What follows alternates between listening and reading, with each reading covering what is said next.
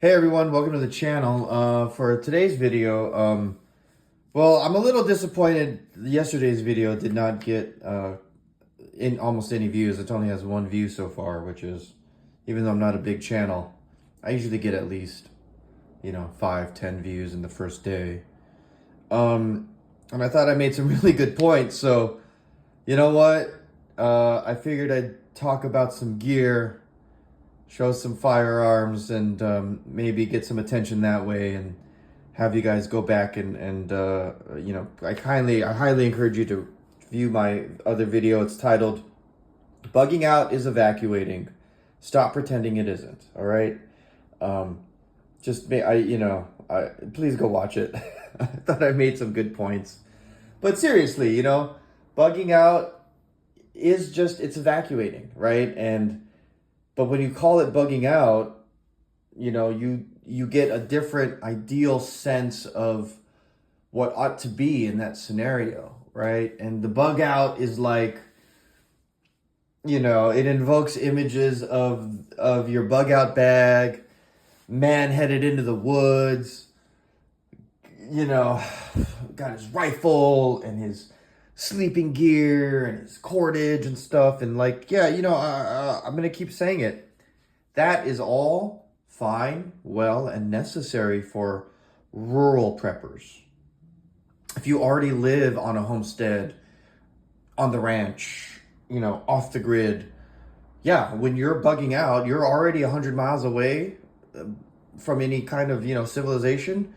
Your bug out is going to be into the woods, especially if you're going on foot for whatever reason, but for those of us that live in the city, and I will say it again, 80% of the population in the United States lives in an urban area, urban and suburban. So really, that's the majority of people. So if the majority of people in the United States are watching prepping content, they are totally getting the wrong idea about what they ought to do and how they ought to prepare if the person they're watching is in a rural setting. And like, let's be honest, that's like most of the big channels.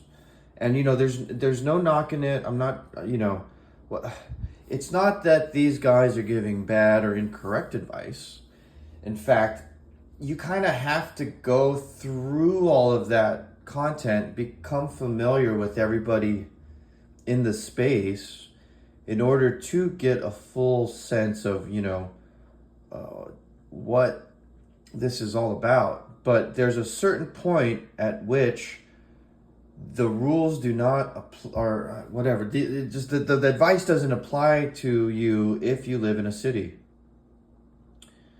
If you live in an urban area. And again, that's 80% of the population. So that is why I decided to start this channel and start making content to address these differences. They're key differences, right?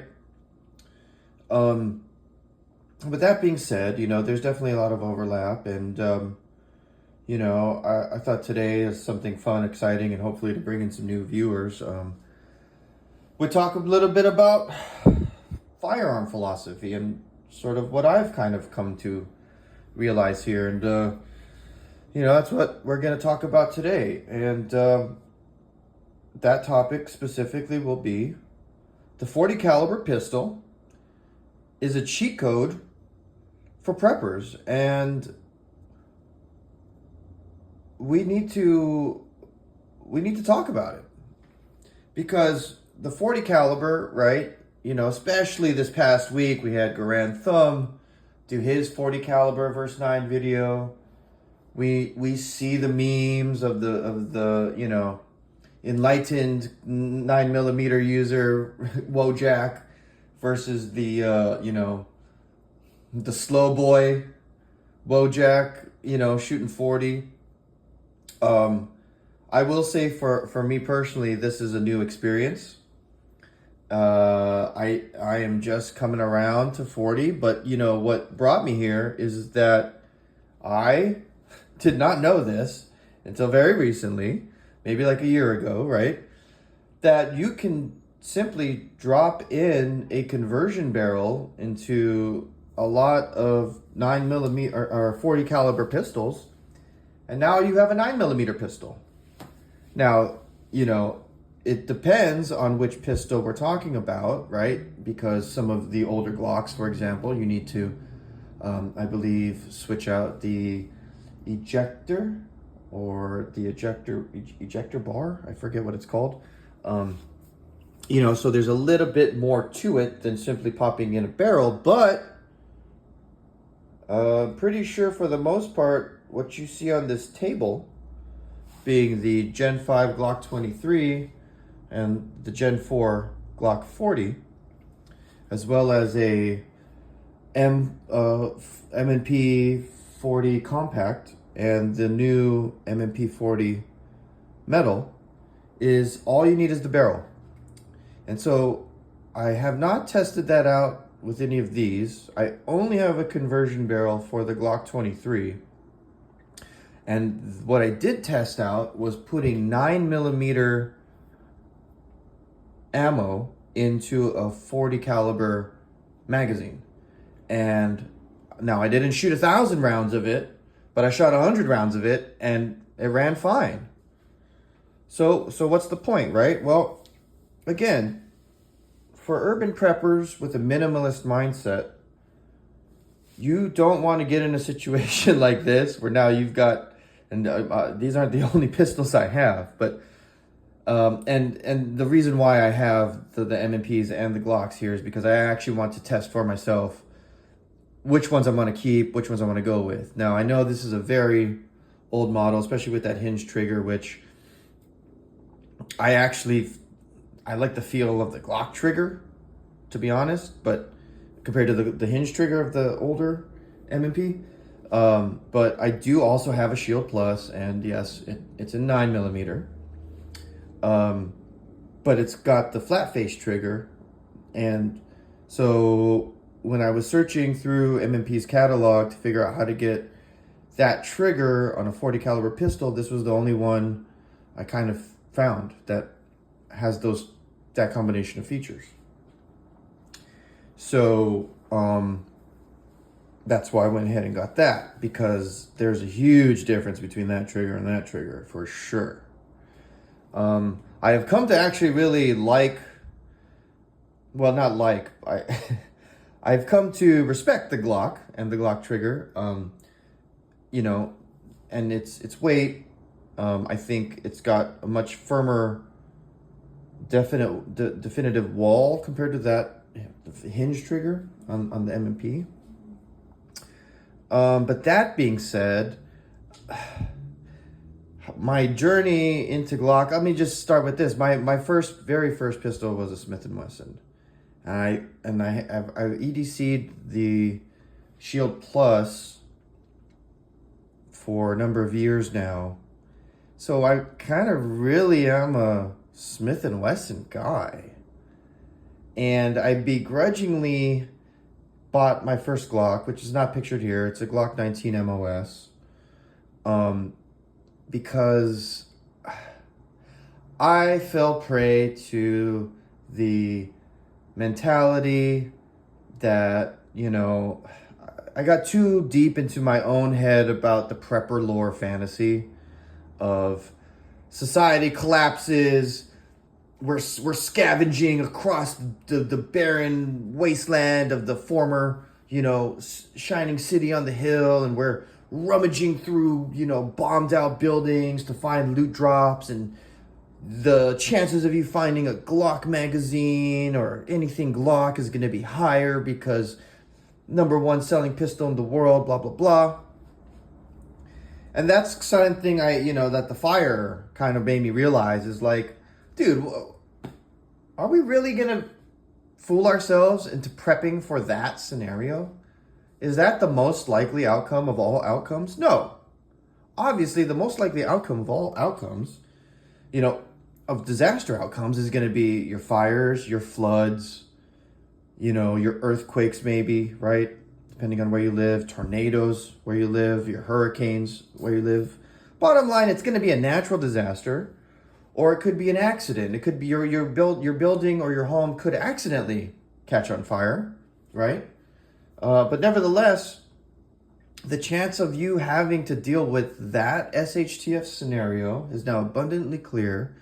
It's way more higher. It's way more likely than some kind of doomsday Teotihuacán fucking, excuse my language, but you know, it's prepper fantasy lore, man.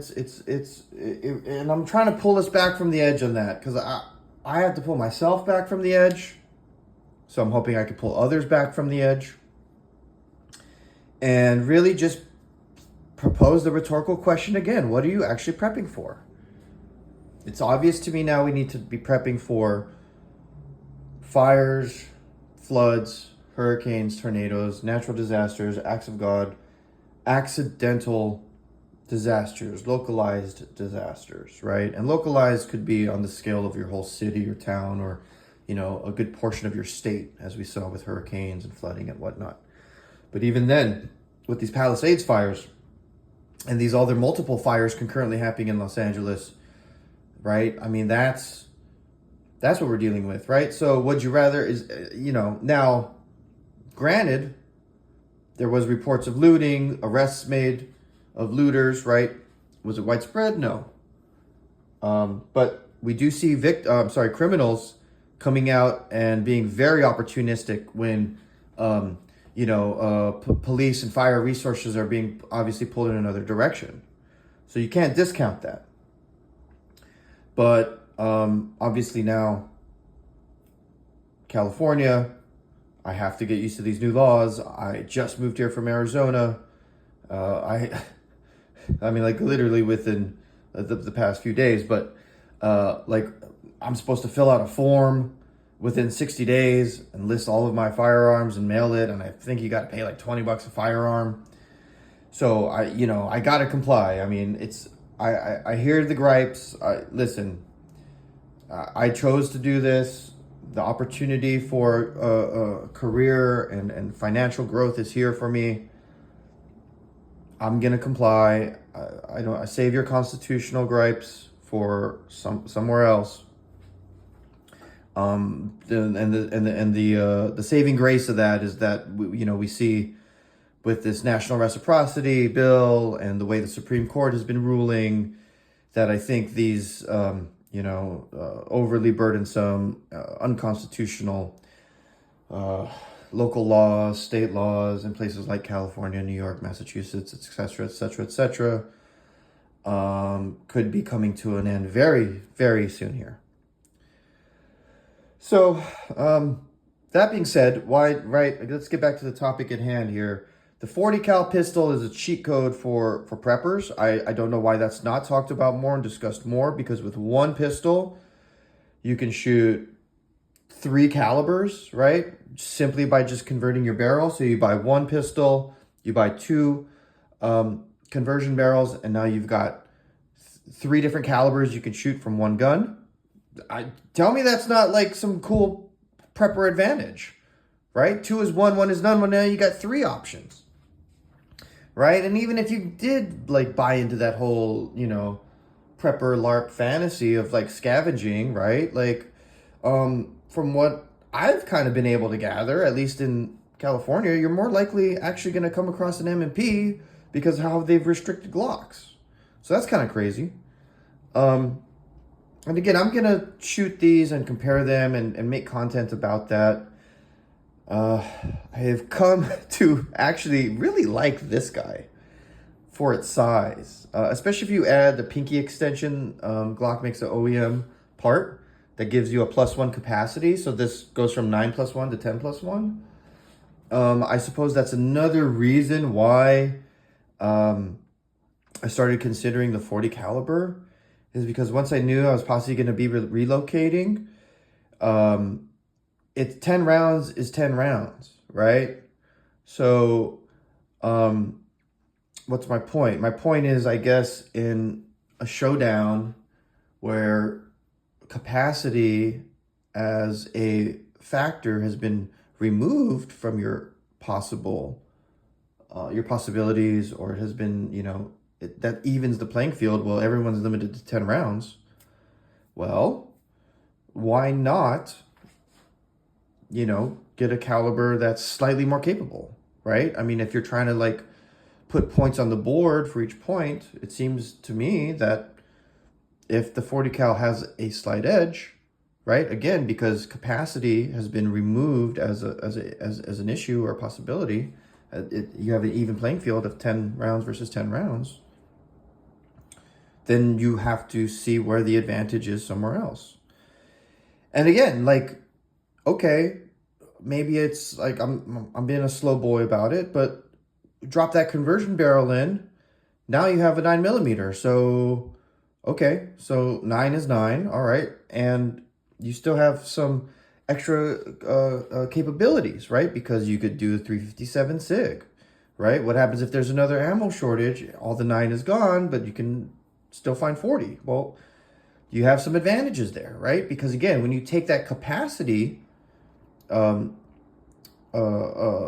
point, or you take when capacity is off the table as far as like debating points when deciding, right?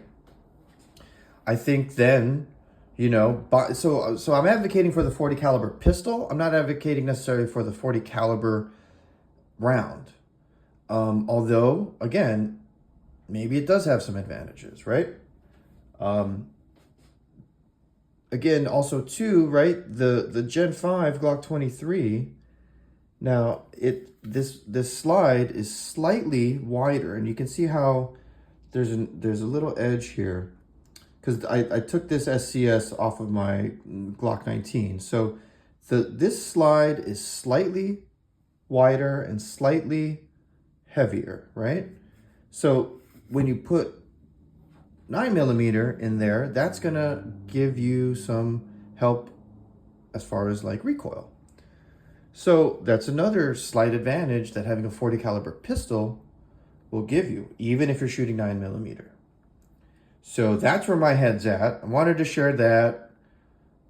Give us a like, subscribe, comment, debate it in the comment section, guys, and go check out that other video I did yesterday about how bugging out is evacuating, and let's stop pretending it isn't. All right? Okay, thanks. I'll see you on the next one.